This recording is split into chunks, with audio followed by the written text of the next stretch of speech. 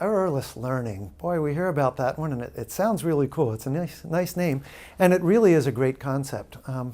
One of the things I love about the research on this, and I won't bore you with research, I know that's, but one of the reasons that I like talking about this research is because it doesn't take numbers.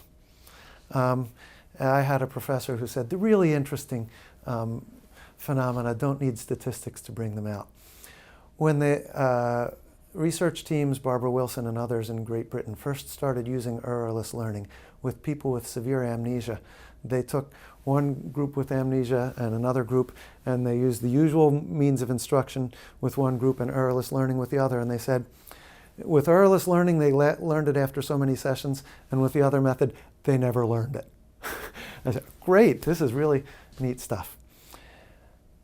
So what is it? It's based on the observation that comes from our research with people with amnesia, with brain injuries, that there are two major kinds of memory. Now, there are a whole lot of minor kinds too, but the two major kinds that are important here are, well, we call it declarative and procedural.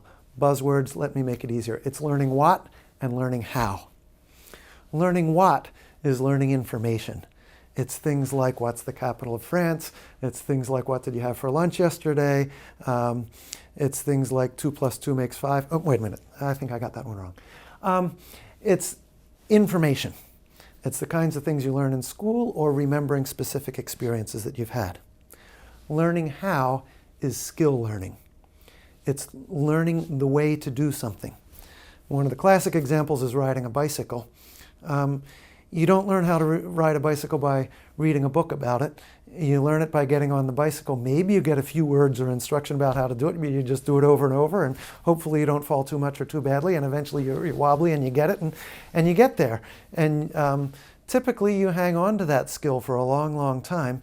You may get rusty at it, but it's mostly there.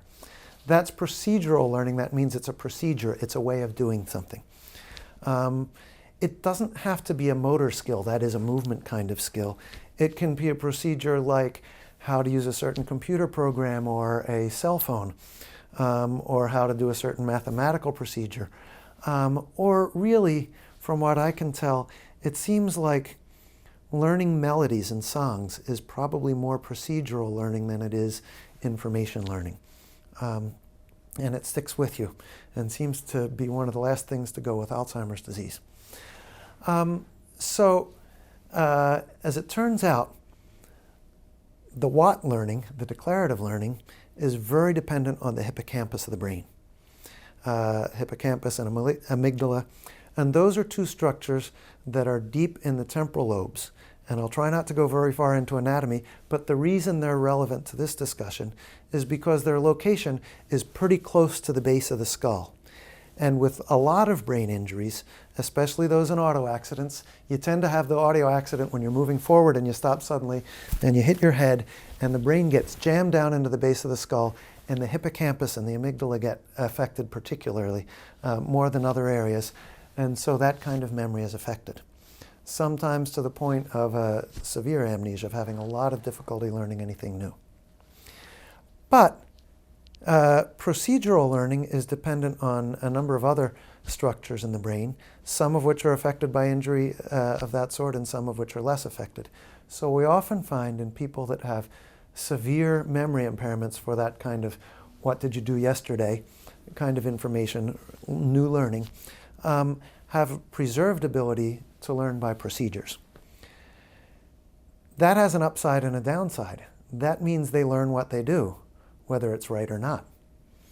So if you try to teach somebody who has preserved procedural learning and poor declarative learning by the trial and error method, well, try it and see what happens. They may well remember their mistakes. So it can happen like this, for instance, in the hospital. You go by if you're a neurologist or a psychologist making rounds, and you go by the bed of the person with amnesia and say, do you remember my name? No. I'm Dr. Judd. I'd like you to try to remember that. A minute later, do you remember my name? No. Well, take a guess.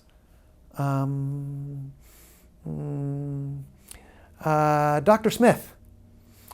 no, it's Dr. Judd. And maybe you try again, and do you remember my name? No. Can you guess? Dr. Smith? No, it's Dr. Judd. And a little while later, the next time you come by, you ask again, oh, hi, Dr. Smith, because they remember their mistake. That may be the mechanism also by which people will ask the same question repeatedly. They remember the question, they don't remember the answer. They remember the question because it's something that they did. They asked it.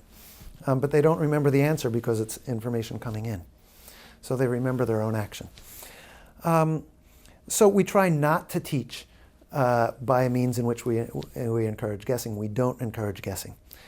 You give the person the whole information or the whole procedure. So you may have a written phone number and dial everything but the last number and have them do the last thing. Or a procedure on a cell phone or on a computer. Have them do the last one.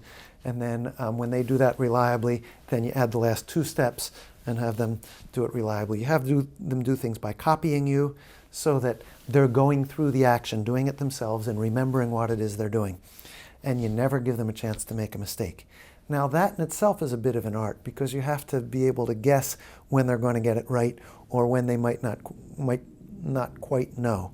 And you have to know the particular person because some people are more inclined to guess than others. But you use what we call vanishing cues.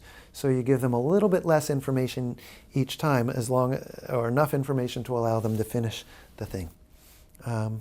Or if it's more motor, you just do it by doing it over and over again. And we find that we can train people more reliably that way.